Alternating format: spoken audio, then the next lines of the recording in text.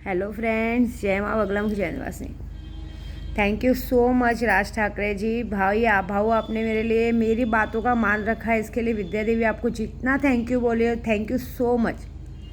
आज हमारे राज ठाकरे भाई जी मनोज झंगारे के पास, मतलब मनोज पाटिल जी के पास पहुँचे हैं और वहाँ पे खड़े हैं। मुझे पूरा भरोसा था कि कोई सुने ना सुने, वो सुनेंगे, क्योंकि आज तक उन्होंने मराठियों के लिए और महाराष्ट्र के लिए जिस तरह से लड़ाई की है, उनके जैसा योद्धा तो आज तक है नहीं। पहली बात तो उनको किसी ने समझा ही नहीं। और एक बात बताऊँ ना, ठाकरे परिवार इज़ द बेस्ट, हमेशा नंबर 1 रहा है और हमेशा नंबर 1 रहेगा, चाहे हमारे उद्धव बाला साहब ठाकरे हो, चाहे राज ठाकरे हो। बस ये दोनों भाई अगर एक हो जाए ना, तो सारे किसी की माई खिलाल की हिम्मत नहीं कि कुछ हो गए, पूरे महाराष्ट्र में आग लगाने का दम है। लेकिन मैं बहुत खुश हूँ, मेरी वीडियो उन तक पहुँची और उन्होंने वहाँ जाके जो विद्या देवी का मान रखा है, ज़िंदगी भर ये एहसान मैं ही भूलूँगी मैं, क्योंकि आखिर वो वहाँ चले गए और दूसरी बात तो किसी से नहीं वो किया। और बहुत बहुत थैंक यू राज भाई, बहुत बहुत थैंक यू। इस बात पे ही मेरे को आप पे गर्व, और इसी बात पे मैं बोलती हूँ कि आप मेरे रियल हीरो हैं। मुझे पिक्चरों में तो अक्षय कुमार बहुत पसंद है, लेकिन रियल के हीरो आप हैं, क्योंकि आज की तारीख में हमारे मुंबई में मालूम है राज भाई, सब लोगों ने बहुत मजाक बना के रखा है। अभी मैंने बहुत सारे जनों को कहा कि बेचारा वो मुंबई में देखो ना, उसकी बीवी सब लोग अनशन में बैठे, तो कितने लोग मजाक बना रहे हैं। पता है कितने लोग ना जाति धर्म को बीच में ला रहे हैं। बताइए, महाराष्ट्र में रहते हैं, महाराष्ट्र की रोटी खाते हैं, महाराष्ट्र का खाना खाते हैं। मैं खुद यूपी से हूँ, लेकिन मैंने कभी देखा नहीं कि आपने कभी किसके साथ गलत किया। जो गलत है उनको बोला है, लेकिन मैंने ये बात देखा है कि जातिवादी को बीच में लाया जा रहा है, उसको गाली दिया जा रहा है। तो आप पहले तो ये एक्शन लीजिए कि जातिवाद वालों को बीच में नहीं लाना है। जिसको आरक्षण मिल चुका है उसे कोई हक नहीं है दूसरों को ये बोलने का कि तुम लोग को आरक्षण मिलेगा नहीं मिलेगा, ये बातें ना बोले। इस वक्त अभी जाति भेदभाव वाला काम करे, मतलब एक कहते हैं ना,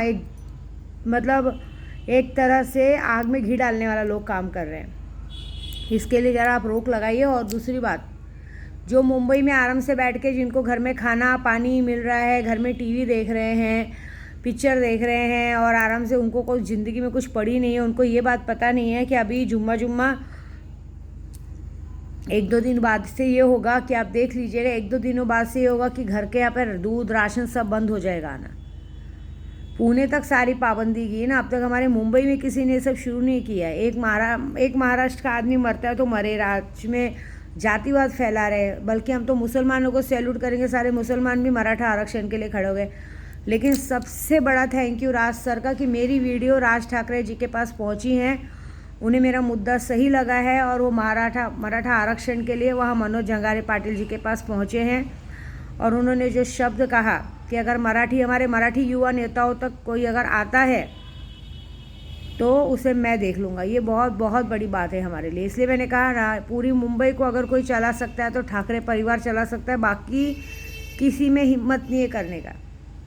और बाकी लोगों को तो हम देखेंगे। क्योंकि जिन लोगों को घर में बैठे रोटी मिलती है ना, उसको बाहर वालों का दुख नहीं पता चलेगा। सही ये बात है, किसी की बेटी बर्बाद होती है, आए दिन किसी बेटी का रेप होता है, या डॉगीज का तक रेप हो रहा है। इनके घर की औरतों का जब रेप होगा ना, इनकी घर की औरतें बाहर निकलेंगी और जब दड़गुल्ले लोग इनके साथ रेप करेंगे ना, तब इनको पता चलेगा। और क्या रेप करेंगे। सब ऑलरेडी सबकी सब क्या बोलने का है, किसी को बोलने लायक नहीं है। इनके आज की जनरेशन में ऐसी ऐसी फालतू औरतें निकली हैं ना, जिनको तो दड़गुल्ले भी ना पूछें, क्योंकि बेशरम जात की हो चुकी हैं। और कुछ बेशरम औरतों को तो मैं सबक सिखाऊंगी, कोई फ़ायदा नहीं। लेकिन एक ऐसा बात बोल रहे ना, मुझे एक्चुअली बुरा क्या लगा है मालूम है आपको? मैंने अपने कुछ जान पहचान वालों तक बताया कि ऐसा ऐसा हो रहा है महाराष्ट्र में, ज़रा प्रे करो, ये करो। तो पता है मुझे क्या बोला गया? अरे छोड़ो ना, ऐसा थोड़ी मराठा आरक्षण मिलता है। ये आरक्षण, देखिए लाइट आ गई, सही बात है, ऐसे थोड़ी ना मराठा आरक्षण मिलता है, ऐसे थोड़ी ना ये होता है, इसके लिए वो होता है। मतलब जब अगर नहीं मिलने वाला था तो क्यों आप लोगों ने भूमिका निभाई? क्यों फिर ये नाटक किया कि क्यों ये नौटंकी की कि 1 महीने का टाइम लिया जो नहीं? अभी देखिए ना, सीधी बात है, अगले मेरे राजस्थान का इलेक्शन है, इलेक्शन में प्रॉब्लम ना आए करके डायरेक्टली जो अपात्र का काम है डायरेक्ट 31 दिसंबर को डाल दिया, क्योंकि अगले महीने 25 नवंबर को राजस्थान का इलेक्शन है। तो सारे लोग इलेक्शन पे ध्यान देगा, और कोई क्यों हम पर ध्यान देगा? जो महाराष्ट्र में रहता है, जो मराठाओं का दुख समझता है, वही लोग ये करेंगे ना। जो गुजरात के लोग हैं, जो गुजराती हैं, उनको हमारे मराठा समाज से क्या मतलब रहेगा बताइए।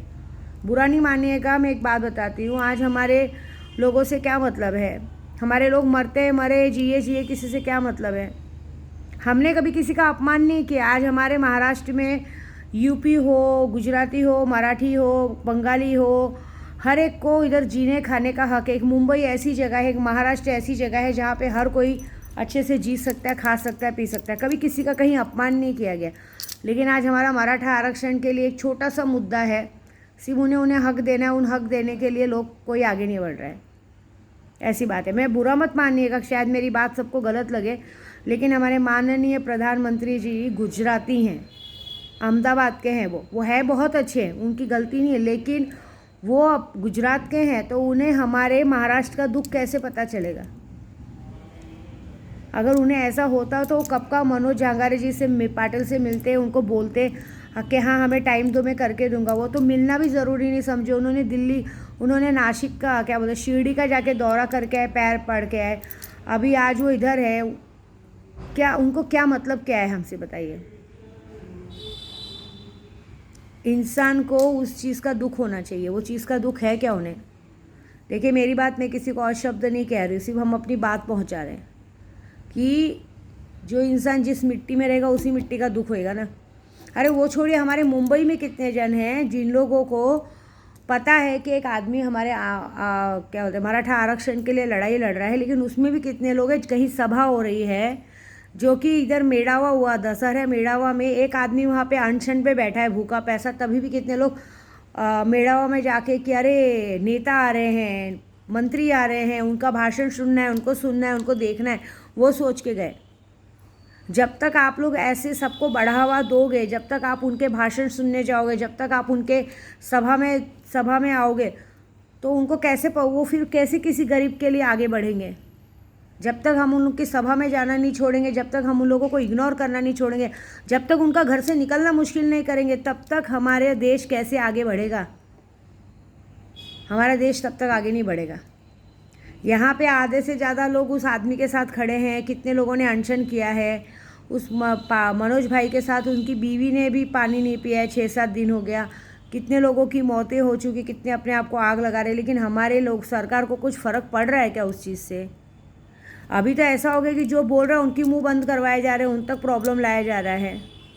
कुछ फ़र्क पड़ रहा है क्या, ये बताइए। अगर जिसको फ़र्क पड़ रहा है तो हम, जो लोगों को फ़र्क नहीं पड़ रहा है तो वो हमारे महाराष्ट्र में क्यों रह रहे हैं। फिर तो राज ठाकरे जी का सही है कहना कि जिसका जहाँ देश वहाँ बेस, जो जिसके देश में वो वहाँ जाके रहिए, यहाँ रहने की ज़रूरत नहीं है। मुंबई एक ऐसी जगह है जहाँ हर प्रांत का, हर जात का आदमी रहता है। हीरे का व्यापारी सब इधर है, सब कुछ इधर है। मुंबई से सबकी रोटी दे। मैं क्या बोलती हूँ, मुंबई के बगैर एक भी दिन, मुंबई जैसी जगह को छोड़ के एक भी दिन इंसान बाहर रह सकता है क्या। कैसे किसी को हमारा दुख समझ में आएगा। वो आदमी पूरे समाज के लिए लड़ रहा है। वो अगर वो मराठा आरक्षण के लड़ रहा है तो ये बात समझ लीजिए कि उसका ये बलिदान हम सबको फ़ायदा देगा। लेकिन उस फ़ायदे के लिए अब तक हमारी मुंबई वालों ने कुछ भी एक्शन नहीं लिया है, कोई एक्शन नहीं लिया है। किसी ने भी आरक्षण का एक भी मुद्दा हमारे मुंबई में कहीं नहीं दिख रहा है। सब अपनी दुनिया में मस्त है, सब खा रहे हैं, पी रहे हैं, घूम रहे हैं, पिक्चर जा रहे हैं, ये कर रहे हैं, वो कर रहे हैं, सब अपनी दुनिया में मस्त है। और यही कह रहे हैं, मुझे 1-2 जनों ने यही डायलॉग मारा कि अरे क्या है, ऐसे थोड़ी ना आरक्षण मिल जाता है, ये तो ऐसा मुद्दा है, ऐसे बोल रहे हैं। मतलब एक आदमी मर रहा है, मरने दो क्या है, मर जाएगा, 2-4 दिन कैंडल जलाएंगे, रख देंगे। लेकिन मैं जानती हूँ इस बार ऐसा नहीं होगा। इस बार महाराष्ट्र की पब्लिक जो करेगी वो बाकायदा बहुत करेगी। और thank you so much Raj sir ji, आपने विद्या देवी का मान रखा। इतना तो है कि उद्धव बाला साहब ठाकरे जी के लिए मैं इतना काम कर रही हूँ, लेकिन शायद उन्होंने कहीं भी ऐसा एक जगह भी नहीं दिखाया मुझे कि विद्या देवी उनके साथ है। मैं एक ही बात बोलूँगी, अगर कोई इंसान आपके लिए लड़ाई लड़ रहा है और आपके लिए पूजा पाठ कर रहा है, वो कर रहा है, तो आप लोग एटलीस्ट उस इंसानों को मान देना शुरू करो। क्योंकि हम अघोरी पंडित ऐसे हैं कि बनाना बिगाड़ना दोनों अच्छी तरह जानते हैं। जब हम तालों का ताकत करके आप तक पब्लिक को आपकी तरफ घुमा सकते हैं, तो तालों का काम करके 1 मिनट में, 1 रात भी नहीं लगेगा, 1 घंटा भी नहीं लगेगा, भुला सकते हैं। और मुझे बहुत अच्छा लगा। मैं ऐसा नहीं बोल रही हूँ मुझे मानते नहीं, वो भी मुझे जानते हैं, लेकिन उनका मैंने देखा नहीं कि अब तक कहीं पे भी उन्होंने हम लोगों की चीज़ों का मान दिया। लेकिन राज सर ने मेरी वीडियो का मान दे के वहाँ तक पहुँचे हैं, ये बहुत बड़ी बात है, क्योंकि मुझे खबर आई है कि उनके पास तक मेरी वीडियो पहुँची है और उस चीज़ का मान रखते हुए वो जगह पे पहुँच चुके हैं।